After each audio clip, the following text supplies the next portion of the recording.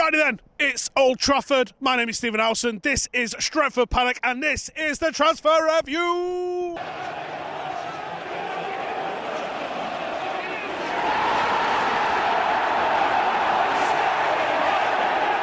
First up, we've got something that might be true for a change, and that's Manchester United have not paid us what they owe us for Lukaku. Oh, shit. So what does that mean? Does that mean we send the boys round to knock on the door and just start taking stuff out of the house? Not necessarily.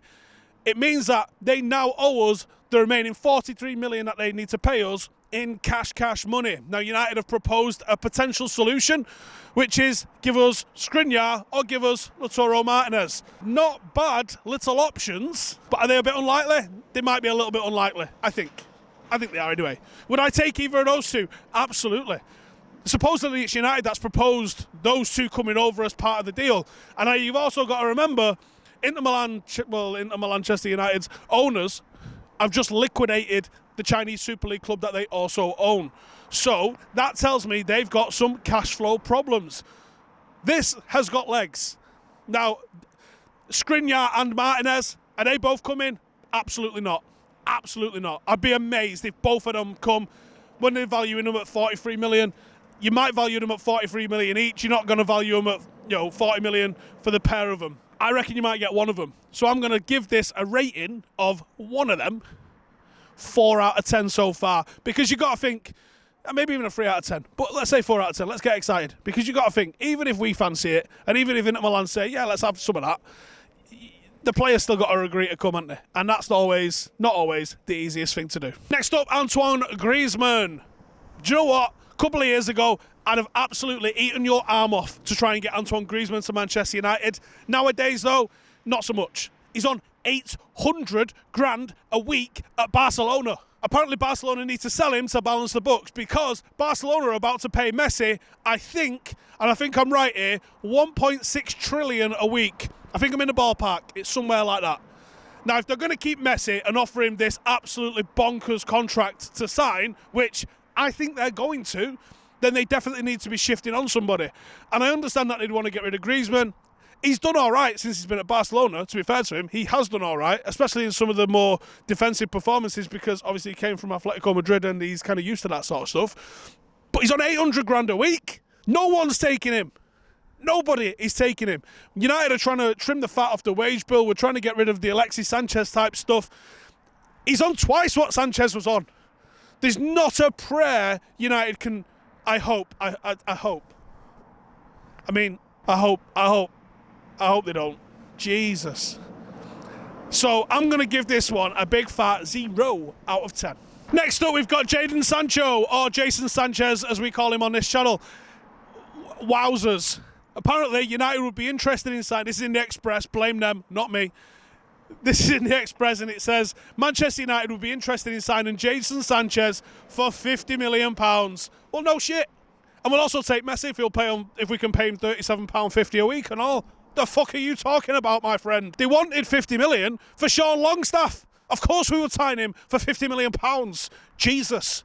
I think that Dortmund might have to accept a reduced fee for Jason Sanchez if he's to move to Manchester United this summer, which I think the player wants. And to be honest, I actually think that Dortmund would probably be all right with him coming, but not for 50 million. Even in a reduced market, I feel like we're beyond the 50 million sort of signing range for Jadon. I think he's a lot better than that. I think if you could get him for 70, you're probably doing all right, considering his age, because considering that you're probably paying an extra 20 million just for the sheer fact that he's English. That's the ballpark. If we get him for 50 million, though, I'd feel like we've robbed him. As much as I'd like to see that happen, I think there's a chance that United could move for Sancho, and I hope there's a chance that United move for Sancho, but for 50 million, not a prayer is that going to happen. I'm going to say 0 out of 10 for 50 million, 3 out of 10 that we move for him in the summer. Oh no, 4 out of 10 that we move for him, 3 out of 10 that we might actually be able to get it done. But we are going to have to spend a little bit more than 50 million, I think. That was the ins, this is the outs, and we're talking Paul Pogba. Now, not the craziest one that we could ever have brought up, I guess, but Andy Mitten has been talking about Paul Pogba, and he says that apparently Paul Pogba is open to extending his deal beyond the 2022, where his contract currently expires. Now, sound. I don't think any of us would have a massive drama if Pogba wants to stay, except he needs to come out and either correct some of the things his agent said or tell his brother to shut the fuck up.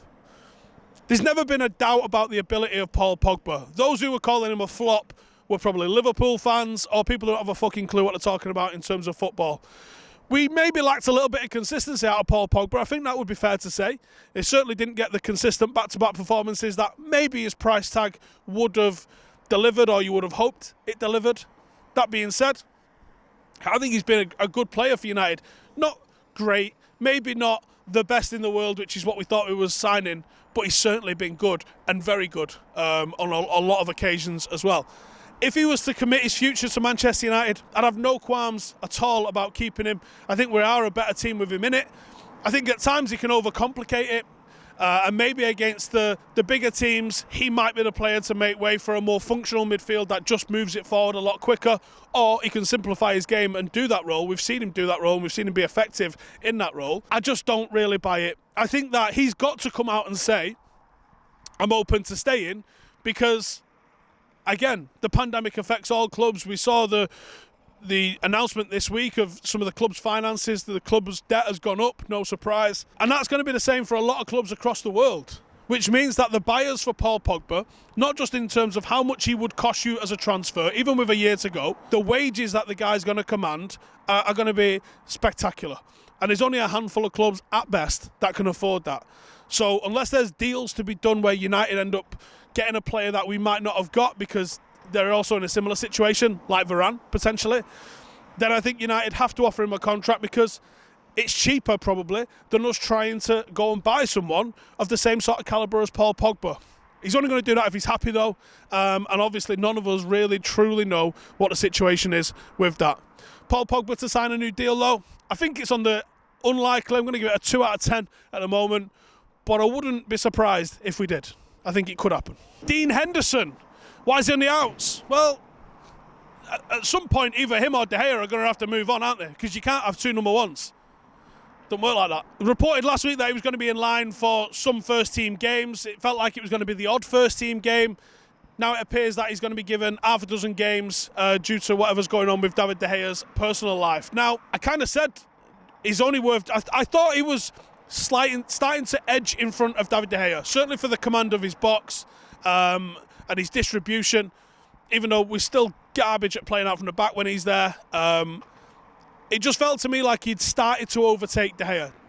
Not a lot in it, though, and on any given day it could go back the other way with David De Gea being slightly ahead of Dean Henderson. But I felt like he deserved a run of games, because it's unfair to judge any player. You know, whether that's a guy breaking through from the academy at 17, 18, whether that's maybe Bailly coming back or Axel coming back, it's unfair to judge any of these players on a single game surrounded by other games. You need a run of games to get match rhythm back, to get confidence back, and maybe with Dean Henderson being given the opportunity that he's now got, which is try and get some games under your belt, try and get some, you're not getting dropped next week, you've got 6 games, let's see what you're truly about, then we might actually see what he's truly about. I don't really need to give this a rating because it's happening, but it is going to be interesting to see. And I do think it's going to have a massive impact down the line, because obviously if it doesn't work and we can see shitloads of goals, which is on the cards with some of the games we've got coming up, then obviously we can say this experiment hasn't worked. David, you're still number 1. But if he comes in, keeps like 4 or 5 clean sheets in 6 and puts in some sensational performances, I think a lot of people's mind is going to be quickly made up on who our number 1 is. Tony Marshall. Now, there's an article in the Express which is it's name-dropping Jadon Sanchez and also Erling Haaland for obvious SEO reasons more than anything else, I would imagine. And it says that unnamed senior officials at United want him gone. I mean, I've said for, 18 months or more, my gut instinct is that I don't think Ollie fancies him. And my reasoning for that was his pursuit of Haaland, his pursuit of other strikers, his actual acquisition of the likes of Ighalo and Cavani, because I think he wants something different in a number 9, whether that's Haaland or somebody else. It's such a bullshit article, though. Senior unnamed official. Fucking nice one. No one can disprove that, can they? Can't see anyone there to ask. Yeah, mate. No one. But I would broadly kind of agree. Now, a lot of people are saying he was our leading scorer last season. He was. And he scored a lot of goals. I don't know how many of those games he actually played very, very well in. And I think there was still also issues with him, despite scoring a lot of goals when he was in the team. This year, his goal output is astonishingly low, and I can't even quite put my finger on why it has dropped off so dramatically from last season. But the fact is, it has dropped off dramatically last season. Will he be moved on this summer?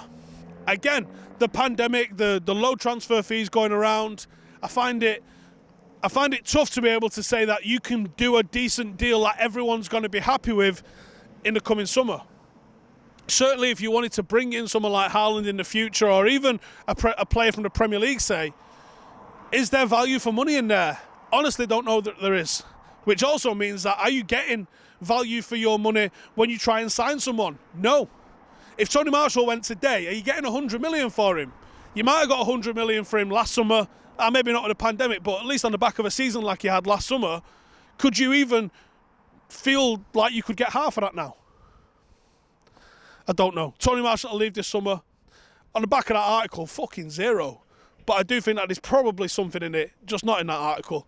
I'm going to give it a 1, and let's see how it goes, because as we get to the summer, this will start to hot up if there's anything in it, or it'll just fucking disappear if there's not. So there you go. Right, cheers for tuning in. Make sure to subscribe. And I mean you. Listen to me. I'll fucking find you. So go and subscribe. And cheers. See you in a bit.